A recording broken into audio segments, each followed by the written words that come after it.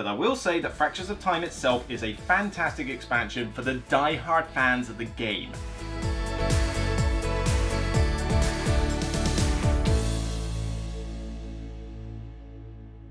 Hi everyone and welcome to another Beyond the Base Game review. You have cried out for this for so long. Hello?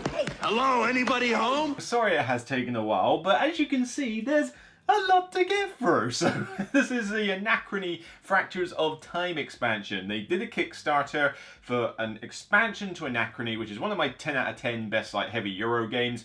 But as well as Fractures of Time, it came out with a bunch of other Kickstarter stuff as well, which I'm not going to mention until the end of this video. I'm going to keep this specifically to what Fractures of Time gave in terms of what it added to the game. And as you can see, there's quite a bit. But it's not that you get every single piece you see here, it's just the fact that I've got the Infinity box with all the Kickstarter trays and everything, so it was kind of just easier to have the trays out rather than get all the components out individually. But I'm going to go through everything that this expansion has to offer, so this will probably be one of the more longer videos in my base game saga, shall we say. So what exactly does it do? Well, primarily, it adds a new mechanic called blinking, and that is represented by a new path, a new board, and a new mechanic where essentially, where previously you sent out your mechs to the middle of the board in order to do various tasks, once they were there, they were done. Nothing else happened at that point. But blinking, effectively, if you imagine that time travel allows you to go forward into the future or back into the past, blinking effectively allows you to sidestep reality. So essentially try and travel to the side in a sense. Like, I've gone to the mine to get these resources, blink, oh, now I'm in the science lab and I'm also doing this. You're effectively kind of like doing twice the amount you could do in the same space of time. So I suppose one thing you could... No, I was going to compare it to Hermione's necklace in Harry Potter. Fans will know of that, but I suppose that could work. I mean, it's essentially allowing her to take all her subjects at the same time as they normally would, so maybe it's, I don't know, it's similar, whatever. But I think the Harry Potter fans are going to have my head for that one if I get it wrong. But essentially, that's what it does. It gives you the ability to do more in the space of a round. And this has some fundamental changes to how the game plays, as well as the setup and all sorts, for good and the bad. This is not going to be entirely perfect, shall we say. So, some of the easy new inclusions. Well, firstly, you have another path. So, we've got another board. And with everything in this game, as always, there's A and B sides. So, you can have the standard A side, or you can ignore A sides and go, come on, that's stupid, who wants to be the same as everybody else? And go for the B side so that you can have some actual variety. And this is the path of Unity, and it has its own board. Functions pretty much the same as all the other paths. Of course, it has its own unique quirk compared to the others, but it's designed to work in conjunction with the new mechanic of blinking. So if you don't use fractures, you can't use this faction path. And that seems to be a running theme with a few things in this module. But on top of that, you also primarily have a new board. A new board that goes on to next to the main board, and it's designed for player count, so there's more spaces on the 4-player side than there are on the 2 and a 3. And everything in this expansion is marked with a kind of... I can't tell whether to compare it to like a purple lotus flower or a nuclear explosion in purple. It's kind of weird. It's an odd symbol they've used, but at least you can tell it clearly from everything else. And this will sit alongside, and as you can see, you've got some more spaces to go to. The stuff on the left allows you to get a new type of worker called operators, and the one on the right allows you to get more energy cores, as well as more fracture time devices, which I'll get onto in a bit. The top two spaces are a bit like the council on the main board. So you know where if somebody was taking up the space and you wanted to do it, you could go to the council, pay a bit of water and do that action anyway. This is exactly the same, it's just it works for these ones. And essentially, it's like I say, it's more places that you get to put your mech. So as always, you need to get your mech, bonk, get the operator, and yeah, normally your board is not like vertical, but imagine if it could be and I had magnets on the back of these, it'd be cool. But that's essentially what it is, the new board and the iconography, apart from obviously knowing what the new like time little capsules are and what an operator is. The iconography is pretty easy to recognize if you're already familiar with Anachrony. So how on earth does this blinking work anyway? Well, each of you, depending what path you have, has a new board. Yeah, so as you can see, if you thought table space was bad before, have fun with this expansion.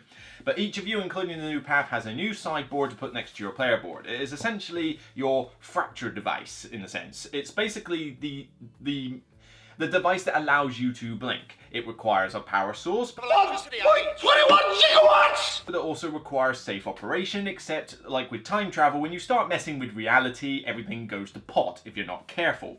Essentially what will happen is from your faction board, and this is just basically the tray for the new Unity, so they've got their own mechs, they've got their own like miniatures and leaders and stuff just like before, but what you essentially have is a sort of dual board setup like this, and you get these new Flux Cores as they're called. I was getting the name right earlier, which I've got like the cool resin versions, but they'll give you like cardboard tokens nonetheless.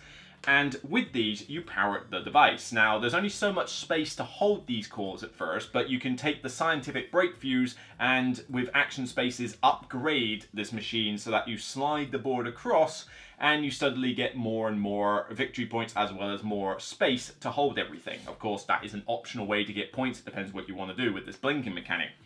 But what essentially happens is after you've already placed the mech down, with your Flux Cores, you need to get them in advance. You place them into the machine and you essentially go blip, your mech goes somewhere else and you do the action. But before that point, you have to roll a couple of dice and make certain you don't destroy reality while you're at it. Well, we're boned. There's a number die in the box for use with the AI, but it's basically used with this. And essentially you roll the die and you're trying to get less than or equal to the number of free spaces you have in the device. If you do so, happy days, you did it safely. If you're able to do it with one of these operators, which is a new type of worker you can get at that Valley sideboard I showed you a second ago, so these purple dudes, you won't be able to see it on the camera, but I'll show pictures, don't worry. With those, you can do it safely. You can blink, they're good. They're good at this sort of thing. They're kind of like a wild worker, except unlike the genius that gets you the bonuses every time you go somewhere, the operator doesn't get you those bonuses, but can go pretty much anywhere, except it has a cool like safety measure when it comes to doing all this blinking stuff. So you blink across, you roll the die, and hopefully you don't get that number. Should you mess up with this though, you have to then roll this red die, which is the glitch die. This is essentially a bit like the, what do they call, the paradoxes with time travel. When you have the paradoxes, basically something's gone wrong with time and it's going to cost you. Here, it's another idea. You have these glitch markers that you place on various spots on the board which hamper your progress. So it depends what you roll on this dice, but for example, if I was to roll the objectives side here, then a glitch has to go on the public objectives and you can't score them at the end of the game. Alternatively, you might have to glitch part of the device so it's even less like safe than it usually was. You might have to glitch your time travel points track, meaning that you can never time travel until you get rid of the glitch. Essentially, it's stuff that hampers you. Now, you might get a glitch somewhere where you don't care, in which case happy days, but there's still negative points at the end of the game, so you kind of want to get rid of them if you can. But yeah, these glitches can be a pain, so you need to be a little bit careful with this blinking and not go mad unless you've got some countermeasure to it. Of course, how do you clean up your mess? Well, there are a couple of other action spaces on your board which allow you to send operators to not only remove Flux Cores from the device, so you effectively like discard the used core, or to pay a bit of water and remove some of the glitches. So the operators will kind of clean up your mess if you're in trouble. Alternatively, you can also recall workers. So you can essentially get back a bunch of workers that you've put on your player board. Not in the mechs are stuck there, but the ones off your player board, like in the buildings for example, you can use this to recall them back and use them again, and they essentially go back to, rested or exhausted depending on what they are. But if you've done the right setup with your buildings, you could get a lot of use out of your workers with this. Of course, you need to stick a couple of Flux Cores down, you need to roll the die, you could warp reality while you're trying to do it. So a lot can happen with this player board. Now you might just ignore it. You do not have to do blinking. You could decide to ignore it entirely, although at your own risk, because blinking is very, very useful. Blinking allows you to get so much more done in a round, providing you're willing to put up with the risks of it. So much so that the game has had to be shortened by a round in order to cope with the mechanic, because it was already a long game before. I mean, come on, it was like a 3-hour game beforehand. If you imagine blinking as well, which is essentially letting you get additional actions from the actions you already had, you can imagine that the time is a little bit ridiculous. Well, they have kind of solved that with the sense that they have basically removed an entire round from the game and instead introduced a Warp 0 tile. So what you do is that you effectively set up some, not paradoxes, but you know what I mean, those little triangle tokens with the bonuses, like the loan, as you can call it, where you get stuff from the future. You essentially get a phase 0 bit of the setup of the game where you get to put some down, get some early resources, and then you go into era 1 and carry on as normal with, of course, one less round in the game. It's a good thing they've done this, because if they hadn't, I would never want to play this expansion with the amount of extra stuff it would add. Thankfully, this does a good job of balancing out the duration. I would still say it's a little bit longer than before, particularly if you're new to the expansion, but once you're comfortable, you should be able to get a game of this out in roughly about the same amount of time as it did before. But yeah, we'll get onto the whole teaching part of it later.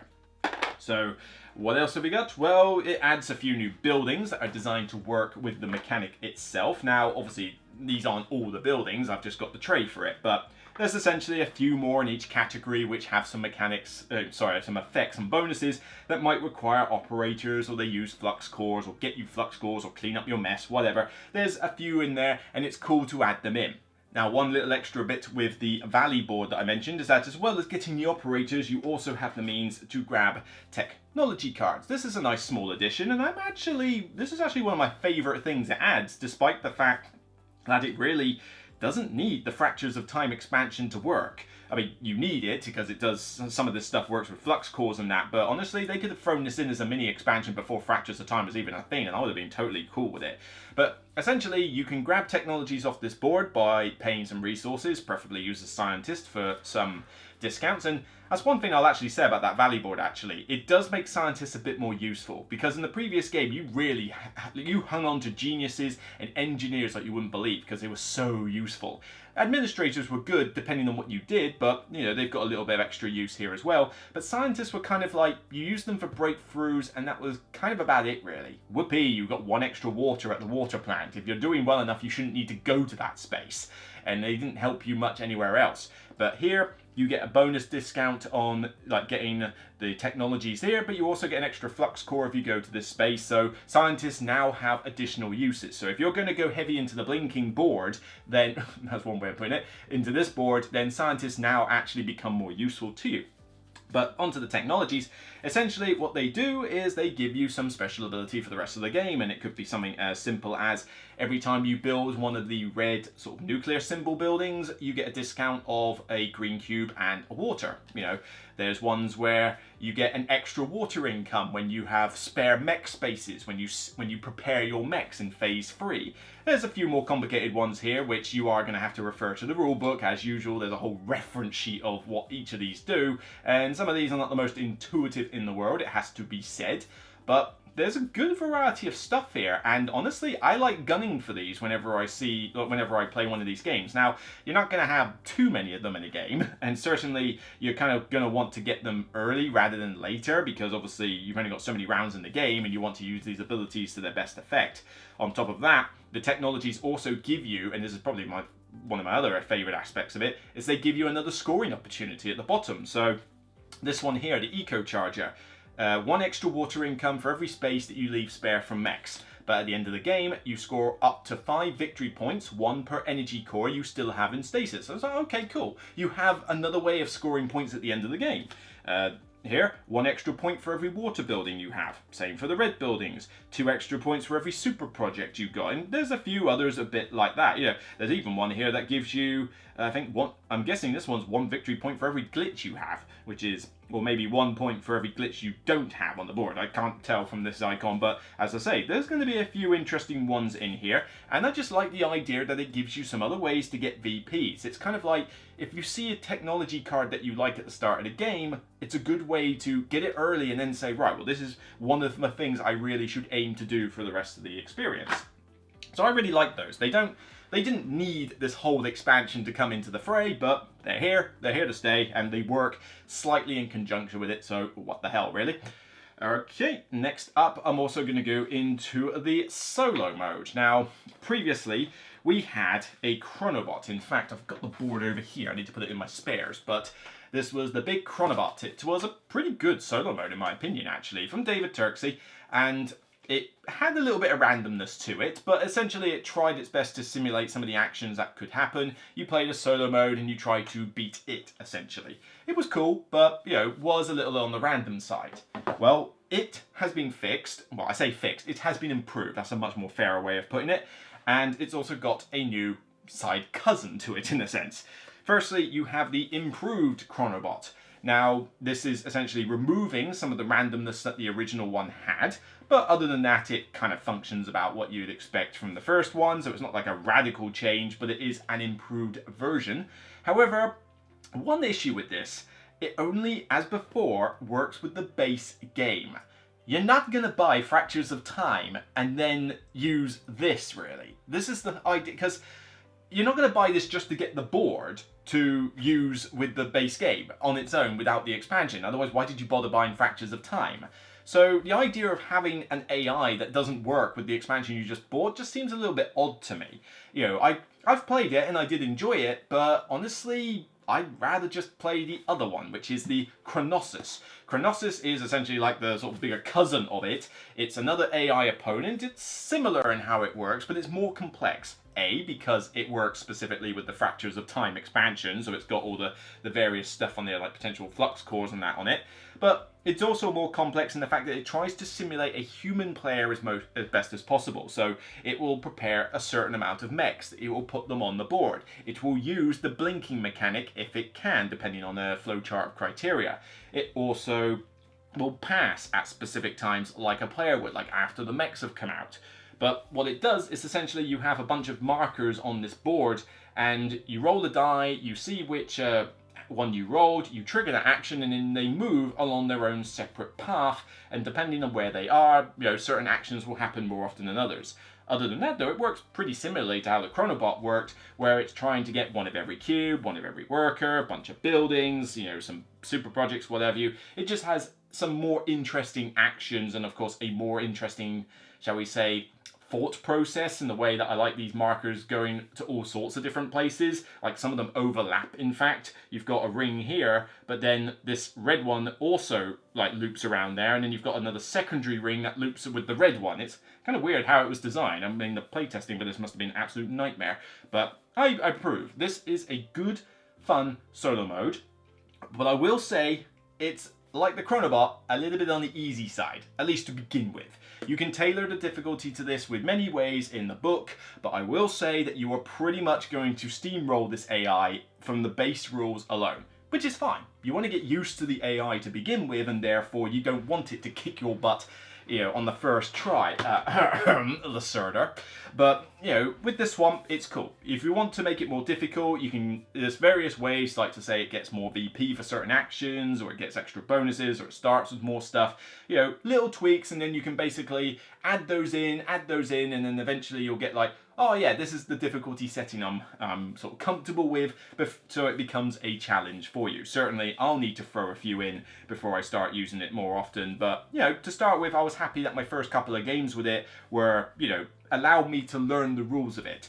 And there's a fair amount of them. Yes, it's got a revised rulebook, so half of this is the Chronobot improved, assuming that you are going to use it, but annoyingly, the Chronossus rules are a little bit hard to get at first because, as I said, it's more complex, but it also assumes that you know the rules for the Chronobot as well. So it kind of almost forces you to play through the Chronobot before you play the Chronossus, except I don't want to play the Chronobot because I want to use the Fractures of Time expansion, therefore I want to get stuck into the Chronossus. So it's a kind of a weird way that you're going to have to approach this. I mean, I literally jumped into the deep end. I just read the rules for the Chronobot, then read the rules for the Chronossus, and then jumped into a game, and it was a little bit on the slow side because I had to rules check back and forth quite a bit to remember, oh my god, how does this work? And bearing in mind I hadn't played this game for a while, so I had to relearn pretty much the entire game before I got into this expansion. So now I've gone cross-eyed.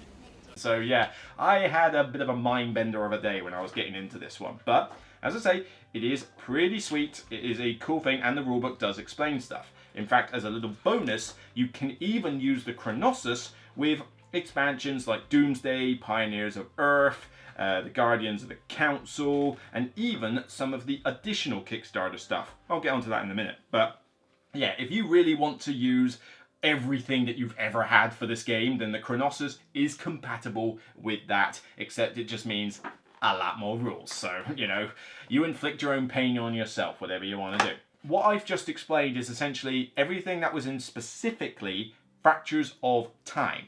But if you got in on the Kickstarter, you might have been greeted to something called Future Imperfect. This expansion rulebook.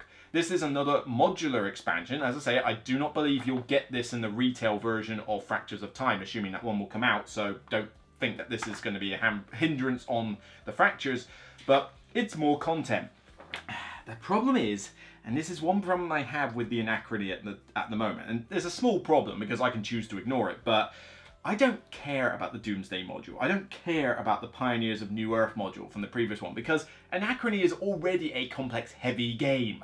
And the Fractures of Time is a complex expansion. There's enough complexity and length in this game, really, even for a heavy player. Doomsday and Pioneers of New Earth was just adding more complexity that it didn't really need, especially the Pioneers one. So the idea of even more modules to throw on it is just a little bit over the top. Now, the first one, Neutronide buildings, that's pretty easy to throw in. It's a new type of building. It works with the sort of time travel stuff. Take it or leave it. You can throw it in. It's very minor rules, whatever. Chuck it in if you like. It's inconsequential. But then you start getting into hypersync future actions and quantum loops and even more insane intrigues of the council.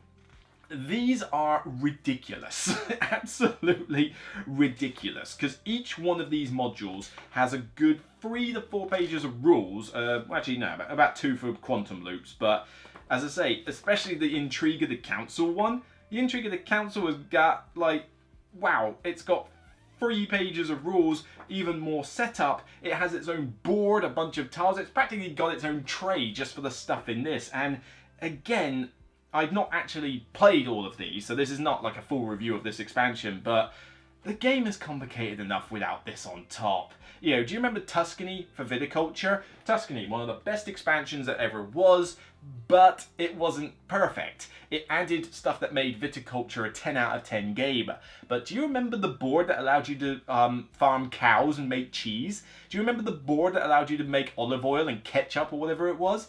Who uses them? It took Viticulture to a complexity level it didn't need to be. I believe that a good expansion should retain the audience that it was originally for, not try to introduce it to a new one, i.e. by making it too complex for what the original audience was after. Now, okay, this was a heavy game already, but when you start adding this in, and the Pioneers and Doomsday and everything like that, you take it to the super heavy levels of ridiculous bloat complexity, which it just does not need. I pretty much am not going to use anything from Future Imperfect. I don't even use Doomsday and Pioneers. I am perfectly content with Anachrony and perfectly content with Anachrony plus Fractures. You know, I can play this game either way. So in summary, even though I have harped on the bloat factor, that is mostly to do with Kickstarter stretch goals that you can ignore if you got the Kickstarter, but if you're buying Fractures of Time at a later date, you probably won't even see that anyway. But I will say that Fractures of Time itself is a fantastic expansion for the die-hard fans of the game. If you are a casual player of Anachrony, like you barely get it to the table, or you're still learning the systems, you're not quite comfortable with it yet, then stick with base Anachrony for now, because it was a 10 out of 10 game for me before I got this expansion. This effectively makes it like an 11 out of 10 for me. For someone like me who is willing to go through the hardship of learning all the rules again, it does take a game I already loved and make it better. So you are definitely wanting to get this if you already enjoy the game and play it regularly enough. But that being said, it does add more complexity to the game. It doesn't necessarily extend the duration much further because of the shortening of the round and the Warp Zero tile at the start, but it is still more complexity that you gotta deal with for the fact that you can now do even more in the round than you usually could, and of course, players blocking you on this board or blinking into spaces you were going to go to, it's gonna have that effect. Even before you get to the solo mode, it's already great fun to use. With the extra buildings, the new path, the new leaders, the fracture device, it's all good fun. Throw in the solo mode improvements though, and you've got an expansion you really want to get. I do think the Chronobot being restricted to the base set is a little bit limiting, because I just can't see why you would buy this expansion just to play the base set only Chronobot. But the Chronossus is a really cool system, and if you're willing to go through the extra rules in order to actually learn it, then this is probably the solo mode that's going to appeal to people who want to buy this expansion in the first place, particularly if, unlike me, you're someone who wants to throw in as many of these new Kickstarter stretch goal expansions as possible. If you're one of those players, then you'll be glad to know that this will work in compatibility with them. For me, whatever, I don't care. I still use this when I want to just include Fractures on its own, and I'm perfectly content. So yeah, one for the diehard fans. That's it from me on this video. If you like what you see, please consider subscribing to the channel, consider supporting on Patreon if you can, and of course don't forget to check out the 5% discount code in the description for zatu.co.uk, where you can get 5% discount on your entire basket of games. Perhaps they've got a copy of base set Anachrony in stock and you want to give it a try, you might consider getting it from them. Until next time, take care, and remember, as always, despite how big your backs is, I'm going to have to pack this away now, aren't I? Yeah, it's still only a game. Take care, and I'll see you soon.